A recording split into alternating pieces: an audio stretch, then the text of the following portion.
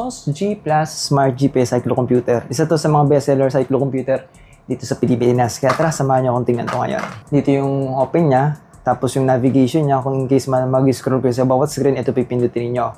Then ito naman yung on and off button niya. Ano nga ba yung makikita natin sa cyclocomputer na to? Ayan. Unang-una mga idol, meron tayo makikita na 5 data.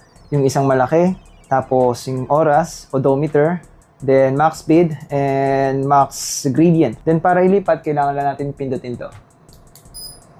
Lipat natin, makita yung time of the day, distance, heart rate, cadence. Pwede kayo mag-sync ng heart rate dito, ng cadence sensor. Pwede kayo mag-sync dito mga idol. Average speed, altitude, gradient, average altitude, average gradient. Makikita nyo dyan mga idol, average speed din. Tapos yun, hanggang apat na screen lang yung makikita natin, yung 4 na slides. Tapos dito sa taas makikita natin yung battery life, all black. Then makikita natin dito yung SOS G na logo. Ito nga pa yung SOS G Plus na version mga idol. Charger natin dito mga idol is Android siya na merong kanto mga idol. Lalagay ko lang dyan sa my screen kung anong klaseng charger to mga idol, no. Matigas siya, hindi siya yung mukhang pipitsugin na cyclocomputer. And yun na nga, isa dun sa mga dahilan bakit isa to sa laging pinipili ng mga tropa nating mga nagbabike. And yun mga idol, kung interesado kayo dito sa cyclocomputer natin na SOS G Plus Smart GPS Cyclocomputer, check nyo dyan sa may yellow basket. And again mga idol, hindi nyo na kailangan dito gumamit ng cellphone, hindi nyo na kailangan gumamit ng mga wire para mabilang yung speed nyo or cadence sensor ninyo.